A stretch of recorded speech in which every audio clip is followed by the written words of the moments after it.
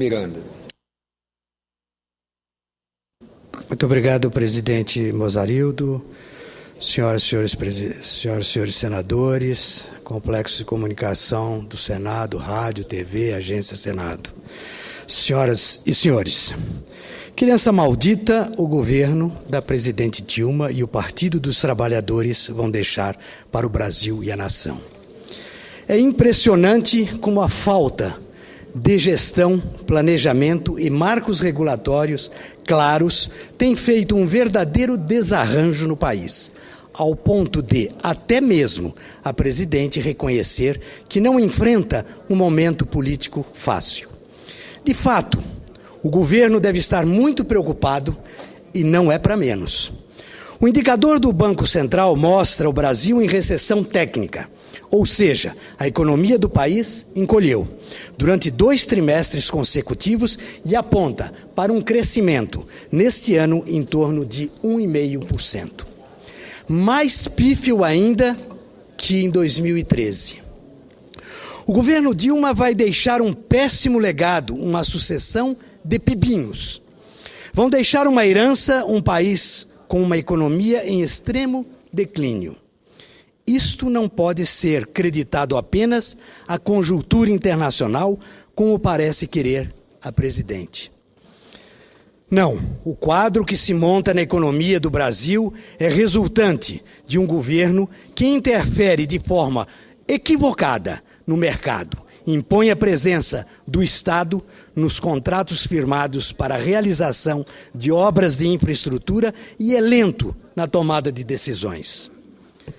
Senador Flecha Ribeiro, está aí a realidade da Copa do Mundo. O Brasil corre o risco de se transformar num canteiro de obras inacabadas. Receberemos os torcedores em puxadinhos de aeroportos em condições que não condizem com a estrutura do evento. O pior de tudo, no atual governo, é o aparelhamento político da máquina pública, que tem levado empresas de calibre da Petrobras a perderem a credibilidade e o valor no mercado. Gostaria de ouvir do ex-presidente Lula vir a público agora e falar sobre o projeto do pré-sal e os desdobramentos negativos que trouxe para a Petrobras. Em agosto de 2009, o então presidente Luiz Inácio Lula da Silva comandou um evento em Brasília para divulgar o início da exploração do petróleo na camada do pré-sal.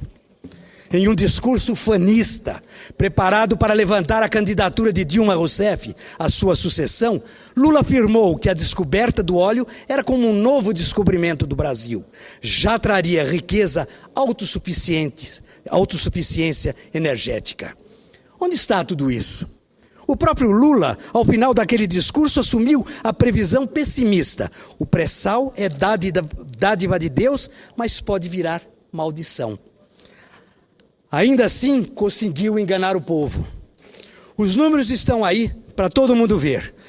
Não podem ser desmentidos por jogadas de marketing político. A Petrobras só colheu más notícias depois que passou a prospectar petróleo a 8.000 metros de profundidade. A empresa comprometeu as receitas mantendo artificialmente o preço da gasolina.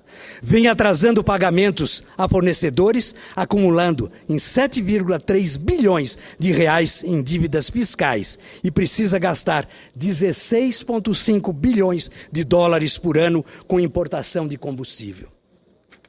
Onde está a prometida autossuficiência? Não saiu do papel.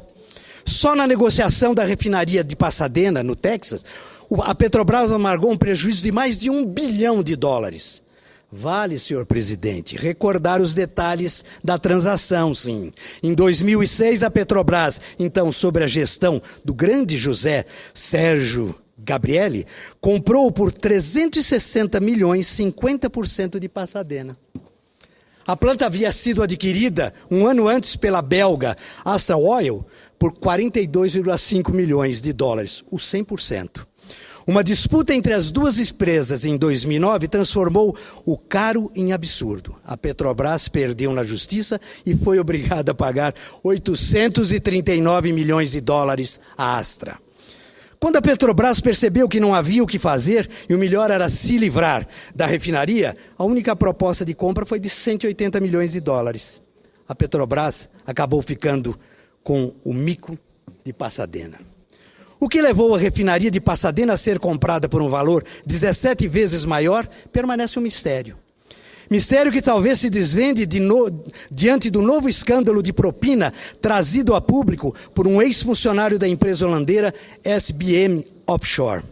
A empresa está envolvida na investigação de um esquema de corrupção que movimentou mais de 250 milhões de dólares em pagamentos de propina. O documento divulgado aponta uma complexa rede de corrupção em diversos países: Guiné Equatorial, Angola, Malásia, Itália, Cazaquistão, Iraque e Brasil. A SBM confirma a autenticidade dos documentos divulgados pelo ex-funcionário que tentou chantagear a empresa. Todos os documentos foram enviados para o Departamento de Justiça dos Estados Unidos e para o Ministério Público da Holanda, que abrirá uma investigação para apurar o escândalo nas próximas semanas. A riqueza dos detalhes da denúncia demonstra a gravidade do escândalo.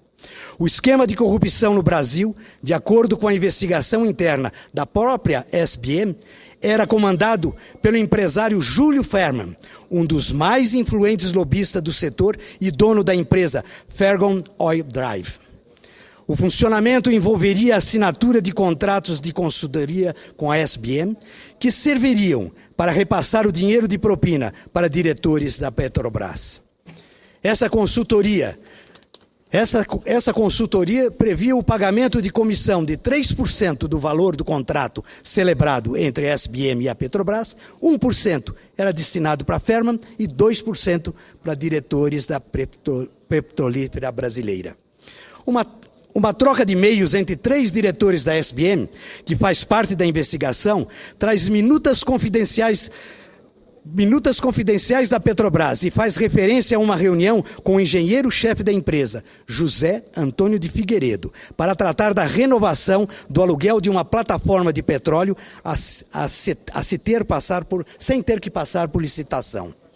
Todos esses dados em reportagem da revista Veja dessa semana e demonstram um quadro extremamente preocupante na Petrobras. José Antônio Figueiredo é funcionário de carreira da Petrobras há 34 anos e trabalhava no Departamento de Compras Internacionais na gestão de José Sérgio Gabrielli na presidência da empresa de 2005 a 2012. Em maio de 2012, já sob o comando de Graça Foster, foi promovido a diretor de Engenharia, Tecnologia e Materiais e membro do Conselho de Administração. Prêmio. Documentos obtidos por Veja mostram que a Petrobras tem 20 contratos de aluguel de equipamentos com a empresa holandesa, que somam mais de 9 bilhões de reais. O mais antigo é de 2000 e o mais recente é de agosto de 2013. Todos são para operação no pré-sal. Senhor presidente, o governo da presidente Dilma deve uma satisfação à sociedade sobre a gestão da Petrobras, um dos maiores patrimônios da nação brasileira. E é hora de o Brasil acordar para o quadro preocupante, não só com a gestão da Petrobras, mas também com da economia do país. No ritmo que o governo caminha, está em risco a estabilidade econômica. O legado de Dilma pode ser nefasto para o futuro do país, uma herança maldita deixada pelo PT. Muito obrigado, senhor presidente.